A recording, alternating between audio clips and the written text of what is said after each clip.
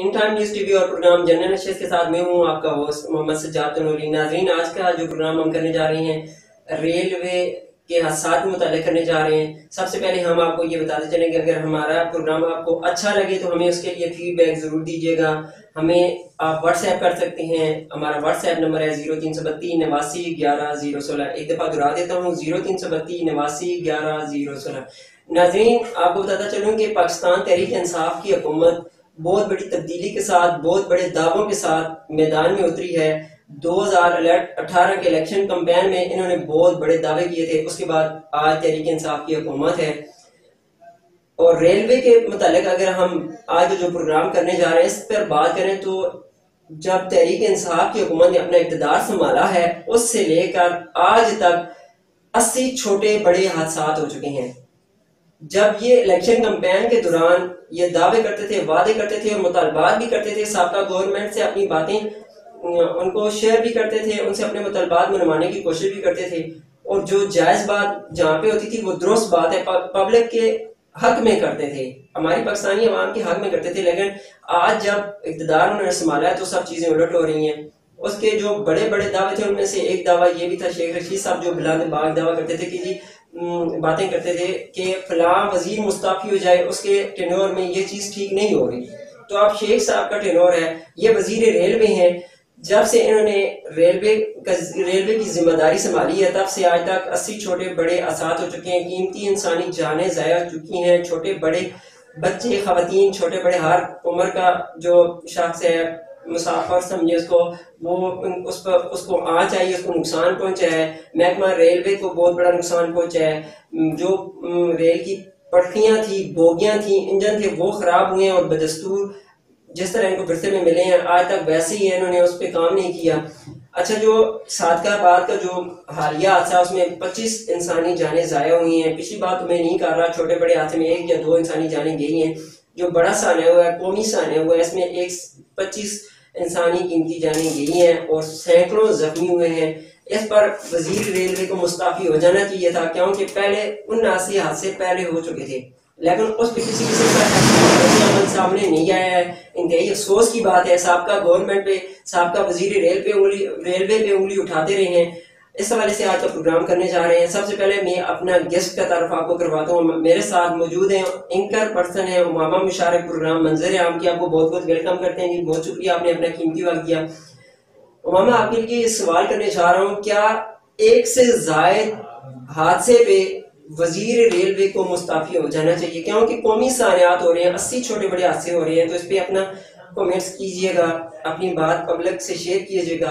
और दूसरा ये है कि पाकिस्तान में रेलवे का बुसीदा निज़ाम इनको मिला है, इन्होंने कितनी बेहतरी की है उस निज़ाम में, कितना उसको बेहतर करने की कोशिश की है। तीसरा ये बताइएगा कि कोई भी हादसा होता है उसमें कीमती इंसानी जानें चली जाती हैं, सिर्फ मजम्मत कर दी जाती है या पैसों के हिफ्ज़ उनको रुखसत कर दिया जाता है, टरखा दिया जाता है सिर्फ ताकि मामला दब जाए।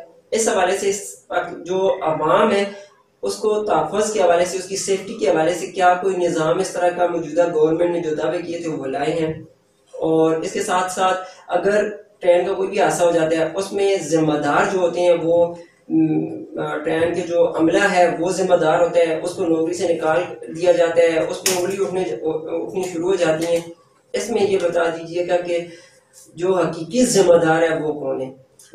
देखिए, सबसे पहले आपने बात की कि 1 या 2 हादसात होने के बाद जो उस डिपार्टमेंट का मिनिस्टर है या कोई ऑफिसर है तो मेरे ख्याल में उससे मुस्तफी हो जाना चाहिए खुद से ही, क्योंकि जब उसके अंडर ये काम हो रहा है और उसके अंडर इतने हादसात हो चुके हैं, यहाँ पे 1-2 हादसात नहीं, यहाँ पे लगातार आगे पीछे काफी हादसात हो चुके हैं, छोटे हो या बड़े हो।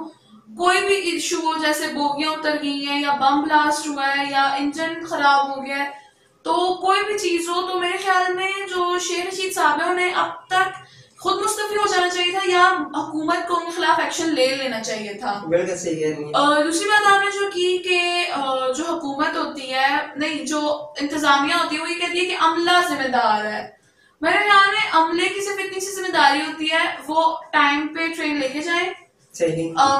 जो पैसेंजर्स जो अपनी मंजिल पे उतारे हैं वापस आ जाए दूसरे पैसेंजर्स लेके, उनका जो काम होता है वो यहाँ तक होता है और वो इसी काम की जो होते हैं सैलरी ले रहे होते हैं। ठीक हो गया। जो ऑर्डर करते हैं कि आपका जो जिनके अंदर ये काम होता है कि ट्रैक्स खराब है, इंजन में कोई इशू है, बोगियां टूटी हुई है, सेफ्टी नहीं है, ये जो सारा काम होता है वो मिनिस्टर्स का होता है या उसके बाद ऑफिसर्स का होता है जो उसके मिनिस्टर के अंडर काम कर रहे होते हैं।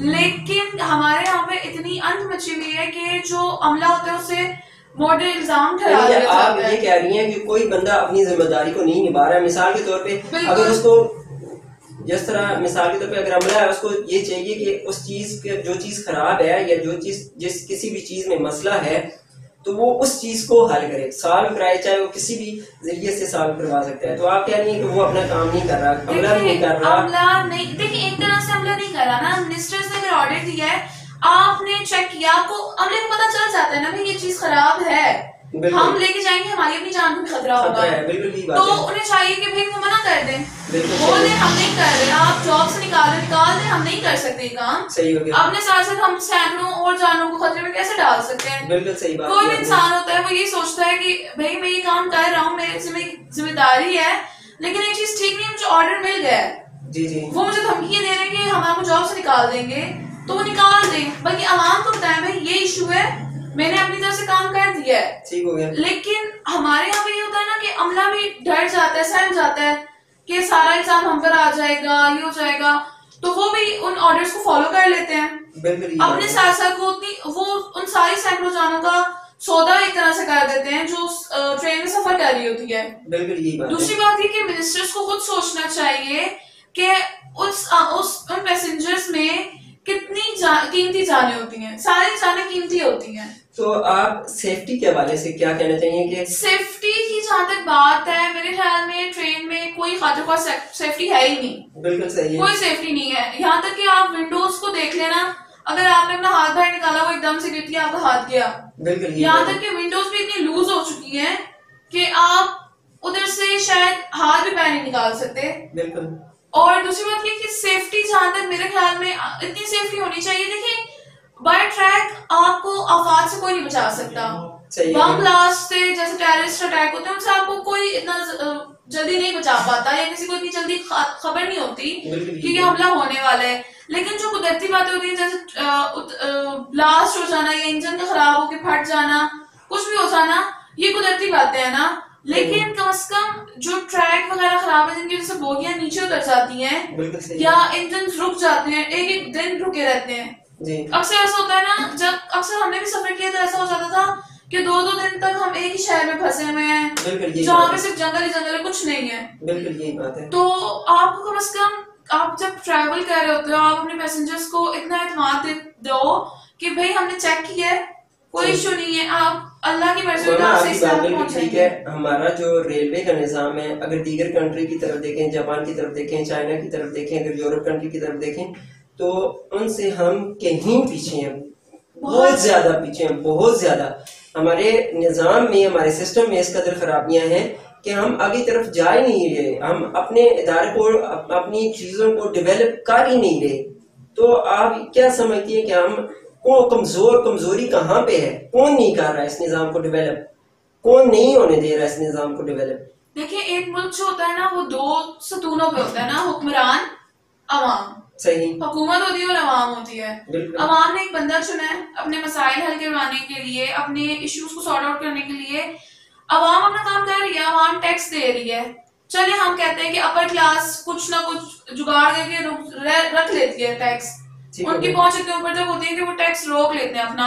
लेकिन जो अवाम है, गरीब अवाम है, वही बाय रोड या बाय ट्रैक सफर करती है ना, बिल्कुल सही है। वो टैक्सेस दे रही है, वो आपको जो टिकट के पैसे है वो पूरे दे रही है, वो हर चीज पे आपको टैक्सेस दे रही है। तो जहां से आपको टैक्सेस मिल रहे हैं आप उस चीज पे उन टैक्सेस को इस्तेमाल करें ना।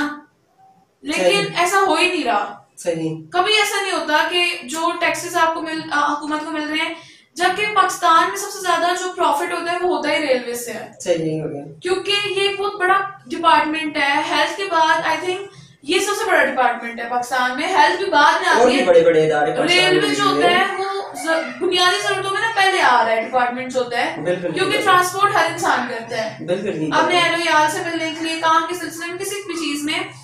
दूसरी बात आपने की जैसे दीगर ममालिक है, देखिए हम जो जापान है, चाइना है, वो हमसे कई आगे हैं, बहुत ज्यादा आगे हैं, लेकिन हमारी आवाम को जिन जो मुल्क दिखते हैं वो बांग्लादेश हो गया, हमारे साथ हिंदुस्तान हो गया, यही जो दो ममालिक हमारे साथ के। हमें हमारे अगर कोई मसला होता है तो हम जो हमारे हुक्मरान है वो यूरोप कंट्री की मिसालें तो नहीं देते, वो कहते हैं बांग्लादेश को देख लें, इंडिया को देख लें, वहाँ की जो ट्रेनें होती हैं उस पे मुसाफिर इस तरह चढ़े हुए होते हैं, इतनी लंबी लंबी ऊपर छत पे बैठे हुए होते हैं, तो क्या कहते हैं उनमें अपने डोर्स में खड़े होते हैं। वो मिसालें हमें अपने हुक्मरान देते हैं। यूरोप कंट्री की मिसालें दिया करें। जब पहले 2018 के इलेक्शन कैंपेन में यूरोप कंट्री की मिसालें दे के इमरान खान साहब खुद बात करते थे, मिनिस्टर हमारे जो हैं रेलवे के ये बात करते थे। तो ऐसी मिसालें जो हैं, ये मिसालें कायम करने की हैं, अभी ये काम करने के हैं, लेकिन वो काम नहीं हो रहे, नजर नहीं आ रहे। बिल्कुल, देखिए मैं वही बात कर रही थी कि जो हुक्मरान हैं उन्हें चाहिए कि वो आप देखें, सिंपल सी बात है, हम चाइना की तरफ दोस्ती का हाथ बढ़ा रहे हैं, चाइना के बाशिंदे या चाइनीज हुकूमत हमारे मुल्क में काम कर रही है, यहाँ तक कि सीपैक का मंसूबा पूरा हो चुका है, इतना कुछ हो गया है। तो अब हुक्मरान को चाहिए, हमारी हुकूमत को चाहिए ना कि थोड़ी बहुत चीजें जो है उनकी तरह अवेल करें अपने मुल्क में भी। भाई चाइना की जो ट्रांसपोर्ट है, रेलवे ट्रांसपोर्ट है, वो टॉप 20 रेलवे ट्रांसपोर्ट में से आती है। ये बताएं कि ऐसा कौन सा इकदाम उठाया जाए जिससे, मिसाल के तौर पे एक छोटी सी मिसाल दूं, जून की बात करूं तो 20 जून को एक हादसा मुसाफिर एक्सप्रेस को, फिर उसके बाद 24 जून को दूसरा हादसा, फिर उसके बाद 26 जून को तीसरा हादसा। एक महीने बल्कि एक महीने के एक हफ्ते में 3 हादसे। इंतहाई क्या बात करें, आप क्या कहें किसी को कि ये क्या हम तस्वीर पेश कर रहे हैं, दुनिया को क्या पेश कर रहे हैं। पाकिस्तान के अंदर कौन सी हम तस्वीर या कोई ऐसी बात छोड़ के जा रहे हैं कि एक महीने और बल्कि एक हफ्ते के अंदर 3 हादसा हो रहे हैं, फिर भी सब खामोशी है। तो ऐसा क्या डिलीवर करना चाहिए कि मुस्तकबिल में इस चीज से बचा जा सके। लेकिन जैसे आपने बात की उन 3 हादसा की, जो आई थिंक 2-2 दिनों के फासले से हुए, एक 4 दिन के फासले से, 1-2 दिन, लेकिन ये जो तीनों हादसा हुए हैं एक ही महीने में, एक हफ्ते में हुए हैं, लेकिन 3 अलग अलग जगहों पे हुए हैं। बिल्कुल सही है। सोचने की बात है ना, अगर एक जगह पे होते तो हम ये सोच सकते थे कि उस जगह पे ट्रैक खराब है, वो चेंज हो जाएगा तो सारा ट्रैक नॉर्मल है, ठीक है।